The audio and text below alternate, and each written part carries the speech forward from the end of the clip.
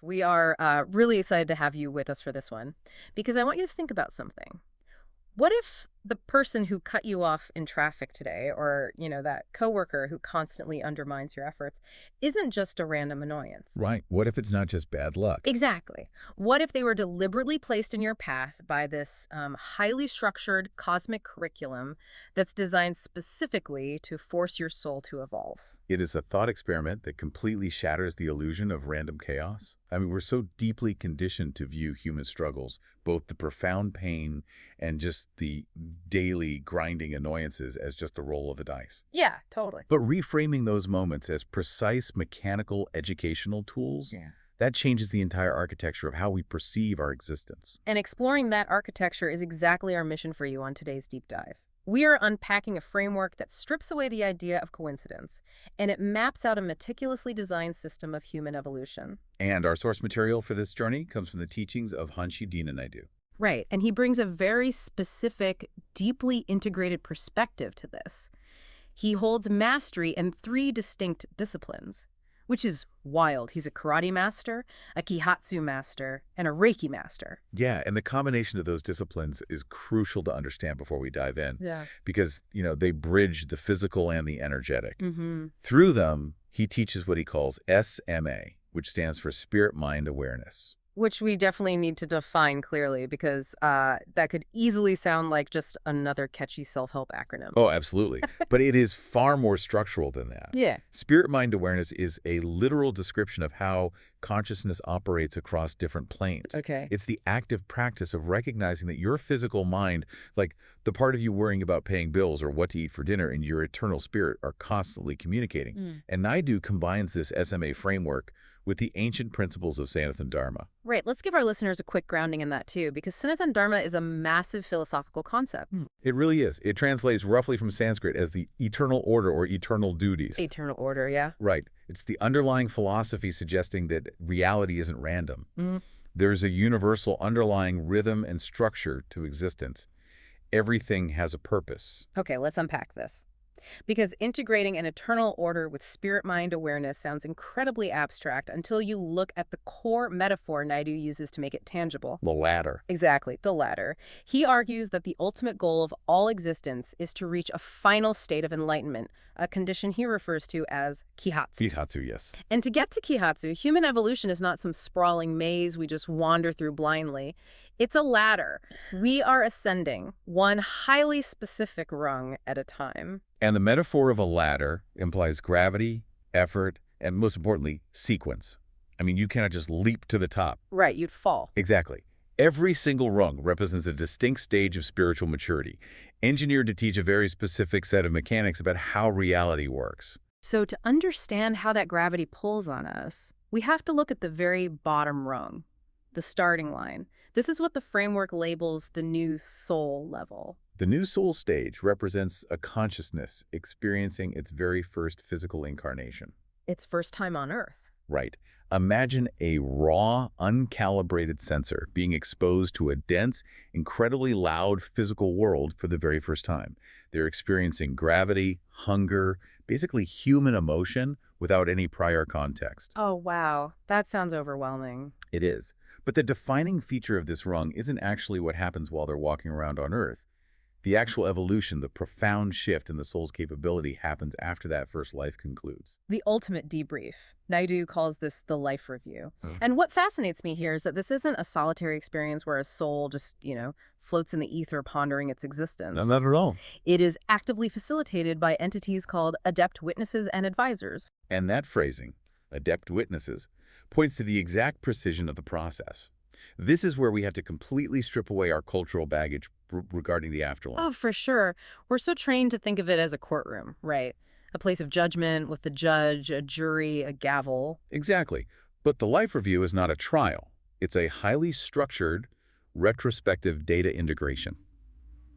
These adept advisors assist the new soul in objectively reviewing the raw causality of their recent actions. It reminds me less of a moral judgment and more like compiling a massive piece of software code or like a post-game film study in sports. That's a great analogy. Yeah, you run a new program in the physical life, and it generates a million lines of error codes, unexpected outputs, new data. Then the program stops, and you sit down with the senior developers. Adept witnesses. Right.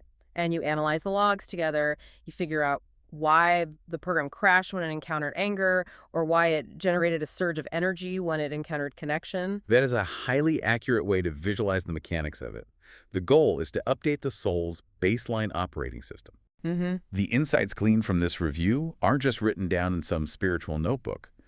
They are permanently integrated directly into the soul's consciousness. So it spiritually alters their underlying instincts for the next go-around. Precisely. Which actually makes me reconsider our own lives right now. I mean, you have to wonder if those sudden, inexplicable gut instincts we all have, Oh, absolutely. like that immediate, undeniable sense of right and wrong, or just an innate aversion to certain behaviors that we can't logically explain.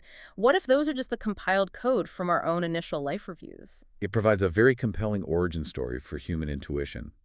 Intuition, within this framework, isn't magic. It is retained, synthesized memory from the life review. Okay, but if the new soul is basically just running a tutorial level, acting as a raw data gathering probe, absorbing feedback from these adept advisors, does that mean they aren't fully responsible for their actions yet? Like, when do the training wheels actually come off? That is the pivotal question. Yeah. And that shift from observation to absolute accountability defines the transition to the second rung on the ladder, the young soul. A young soul, okay. This stage marks a profound elevation because the soul is re-entering the physical world. But this time, it comes equipped with that updated operating system. It possesses the integrated knowledge from the life review. So ignorance is no longer the baseline. Exactly. Ignorance is gone. They know the stove is hot. Precisely. Yeah. They know. And because the soul now understands the fundamental mechanics of action and consequence, a new universal law engages. This is where the teachings indicate that karma commences. Karma commences. That carries an immense amount of weight. Usually we toss the word karma around like it's a cosmic vending machine. Right, like a rewards program. Yeah. Like, I hold the door open for someone, I get a prize, I cut someone off, I get a flat tire. Which is a fundamental misunderstanding of how Sanathan Dharma operates. What's fascinating here is that karma is not a reward system. And it certainly isn't a deity keeping a ledger of your daily sins. Yeah. Karma is spiritual physics. It's the inescapable, neutral law of cause and effect applied to consciousness.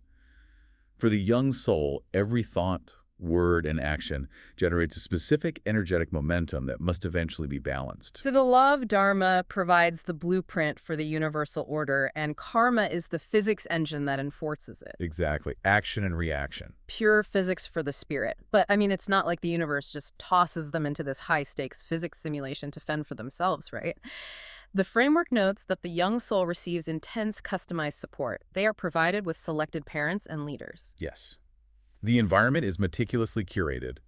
The parents and leaders are chosen precisely to provide the exact friction and guidance the young soul needs to mature and navigate this newly activated karmic law. Wait, so you're telling me the soul gets handpicked parents and leaders for guidance, but they still have to face the brutal reality of karma if they mess up? Yes, they do. It sounds like the universe is setting a pretty strict trap. You get elite guidance and perfect conditions, so when you inevitably make a destructive choice, you have absolutely zero defense. How does the system handle souls who just stubbornly make the wrong choices despite this elite guidance? You are touching on the central tension of human morality.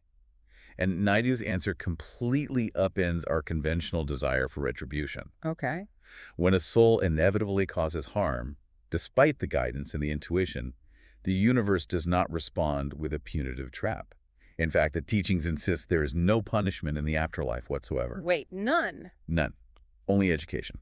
So a deeply destructive person causes immense suffering in this life, crosses over, and is met with an educational seminar. The reality is even more jarring than that for our human sense of justice. The afterlife learning environment is described as being saturated with pure joy and bliss. With bliss. Yes. The soul is enveloped in an atmosphere of profound love and overwhelming peace. Okay, here's where I have to admit some confusion and where I think this framework threatens to lose people. If a young soul inflicts terrible cruelty on others, and their consequence in the afterlife is joy, bliss, and a lack of punishment, where is the justice. I know, it's hard to grasp. It feels like a massive insult to anyone who has ever been victimized in this life. It would be a profound insult if the education stopped at mere bliss. But the joy and love of the afterlife serve a highly specific functional purpose. They dissolve the ego's defenses. Oh, I see. Think about human psychology. When we're attacked or judged, we instantly build walls. We justify, we deny, we deflect. Of course. But when a soul feels completely safe and unconditionally loved, it cannot hide behind those justifications. And once those defenses are entirely stripped away, the rigorous phase of the education begins. The soul must undergo the exact same suffering they inflicted upon others. The exact same suffering. Without exception. But the intention matters deeply. It's not retribution. The universe isn't inflicting pain out of vindictive anger. It is enforcing complete experiential empathy. Wow. If a soul causes a specific type of emotional devastation or physical pain in someone else, the only way to truly understand the weight of that action, to update their spiritual code so they never do it again, is to feel the precise frequency of that devastation themselves. Here's where it gets really interesting to me. It's an enforced mirror. You cannot fully comprehend the damage of a burn until your own hand is on the stove. But Naidu's framework introduces a mechanism to ensure this lesson actually sticks. Because it doesn't just happen once. No, it requires relentless repetition.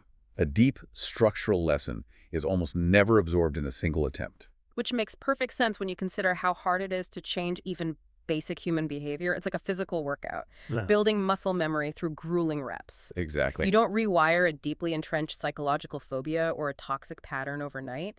If you go to therapy, you have to expose yourself to the trigger, process the reaction, choose a different path, literally hundreds of times. You carve a new neural pathway through sheer grueling repetition. And the soul is doing the exact same thing, but on a macro, multi-lifetime scale. Multi-lifetime. Wow. The teachings use a very specific term for this: recycling. The soul is recycled through lifetimes, placed into similar scenarios,